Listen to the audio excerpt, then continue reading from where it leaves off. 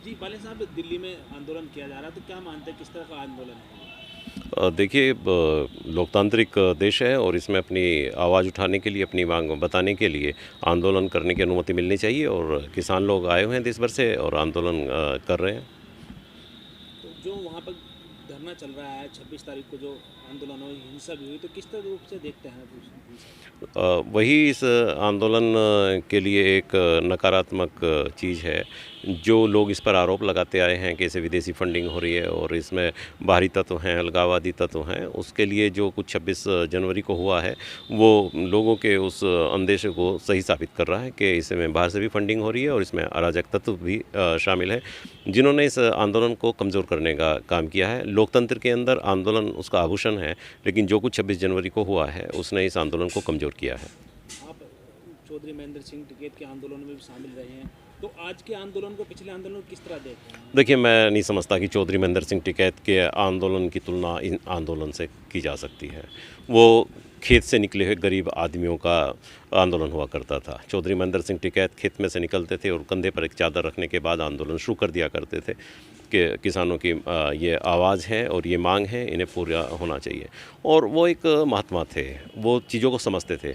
उन्होंने 30 दिन 40 दिन जबकि उनके आंदोलन में बिल्कुल अपने कामयाबी की ओर होता था, तो आंदोलन को बिना कुछ लिए ख़त्म करके लोगों को बोल देते थे कि आगे देख लेंगे, चलो अब अपने घर चलो। लोग समझते थे कि पता नहीं वजह क्या है, लेकिन वजह यही रहती थी कि उस आंदोलन के अंदर असामाजिक तत्व घुस जाते थे, शराबी आ जाते थे। और उन्हें मालूम होता था कि अब ये इसके अंदर अराजकता फैलाएंगे, उसके बाद पुलिस लाठीचार्ज करेगी या पुलिस सख्ती करेगी, जिससे किसान आंदोलन बदनाम होगा, किसान बदनाम होगा, जो किसान की बर्बादी का कारण बनेगा। क्योंकि किसानों को, जो किसान एक लाल टोपी वाले चौकीदार को देखकर डर जाता था, उसे आवाज़ अपनी ऊंचे तरीके से उठाना, अपने पैरों पे खड़े करना चौधरी महेंद्र सिंह टिकैत ने सिखाया था। लेकिन जो आज के आंदोलन है, ये आंदोलन अलग तरीके के हैं। ये आंदोलन ऐसे हैं कि आपके पास किसी चीज़ की कमी नहीं है, आप छके हुए लोग हैं, आपके पास काजू किशमिश छुआरे बादाम है, आपके पास फूट मसाज चीज़ें, आपके पास कोई दुनिया की ऐसी सुविधा नहीं है जो नहीं हो, आपके पास बड़े आलीशान टेंट हैं वहाँ जहाँ आप आंदोलन कर रहे हैं। ये उन आंदोलन से बिल्कुल अलग आंदोलन है और मैं मानता हूँ ये निश्चित तौर पे मुझे कहने में कोई हर्ज नहीं है, गुरेज नहीं है कि ये आड़तियों द्वारा वित्त पोषित आंदोलन है और इसके साथ चीज़ें हैं। और मैं कहता हूँ कि आड़ती और साहूकार भी हमारे मुल्क के हैं, उन्हें भी अपने हितों की रक्षा करनी चाहिए, लेकिन उन्होंने किसानों को ढाल बनाकर बहुत गलत काम किया है, अनुचित काम किया है। हम लोग रोते हैं कि हमें एमएसपी नहीं मिलती, लेकिन एमएसपी देता कौन नहीं है।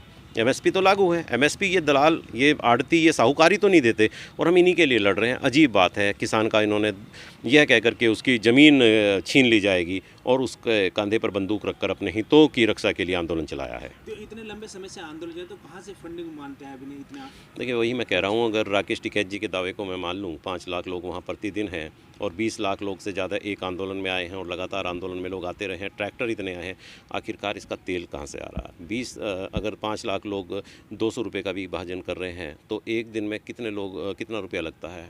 आप 73-74 दिन में कितना पैसा इसके अंदर लगा चुके हैं, पैसा आ कहाँ से रहा है? आंदोलन हमने भी किए हैं। मैं राकेश टिकैत जी के उस दौर का साथी रहा हूँ, जब हमारे पास अदद 100 रुपये नहीं हुआ करते थे। राकेश टिकैत जी के पास एक छोटी सी गाड़ी हुआ करती थी, तो उसमें हम 3 लोग बैठते थे और दिल्ली तक आंदोलन के लिए जाते थे या अपनी बात कहने के लिए जाते थे, तो हमारे पास एक 100 रुपये नहीं हो पाते थे जिससे हम एक सिलेंडर ले सकें।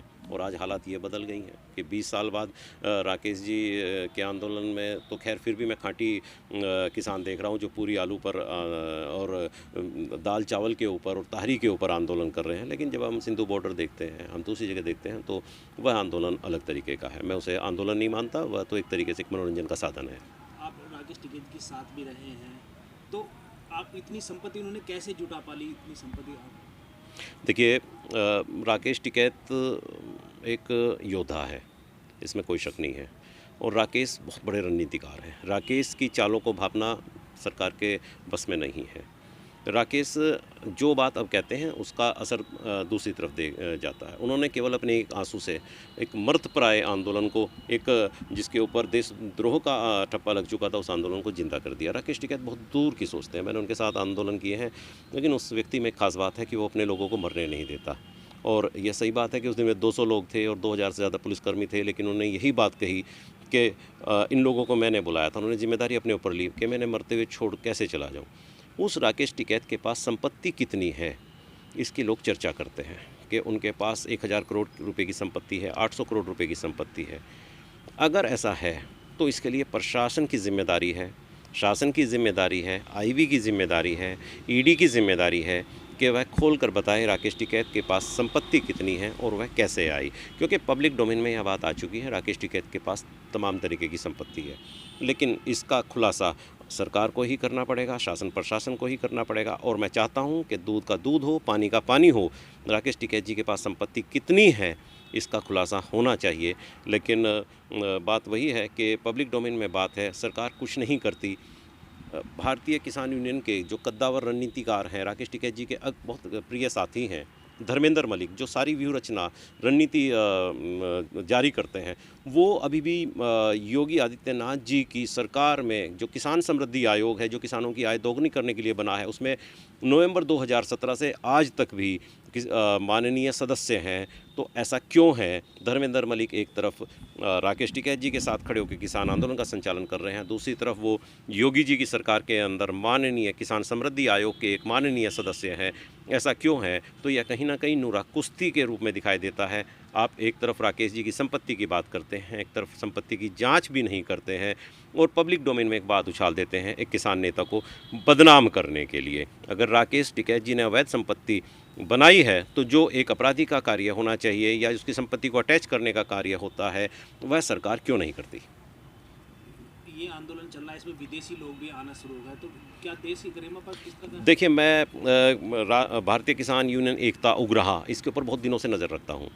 ये भारतीय किसान यूनियन के नाम से पंजाब में तमाम तरीके के कई संगठन हैं। सिद्धू जो है, नवजोत सिद्धू अभी कांग्रेस के एक बड़े दिग्गज नेता हैं, पहले भाजपा में रहे, क्रिकेटर रहे हैं।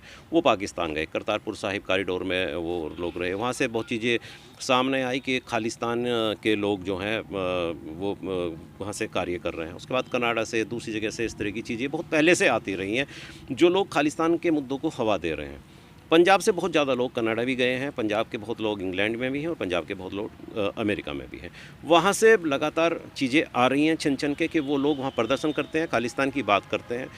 वो सब इन्हीं के घर परिवार से तो हैं, वो बाहर से तो है नहीं। तो सरकार के सामने इतनी स्पष्ट चीज़ें हैं कि जो लोग यहाँ से, इनके परिजन वहाँ गए हुए हैं, वो लोग क्या भेज रहे हैं, किस तरह से भेज रहे हैं। एक किसान संगठन भारतीय किसान यूनियन एकता उग्रहा है, उसके प्रत्येक महिला के पास पीली शॉल कैसे आती है, पीली साड़ी कैसे आती है, उनके झंडे इतने बड़े बड़े कैसे आते हैं, वो फंडिंग कहाँ से आ रही है? ये काम सरकार का है, क्योंकि चीज़ें स्पष्ट हैं। बाहर बिना किसान, देखिए, बिना किसी बाहरी फंडिंग के इतना काम नहीं कर सकता। फंडिंग तो आ रही है, सरकार का काम है कि उसे वो पब्लिक डोमेन में लेके आए, क्योंकि ये हमारी सुरक्षा से भी सीधे सीधे जुड़ा हुआ है। इंडिया प्लस न्यूज़, सिर्फ वही जो सही।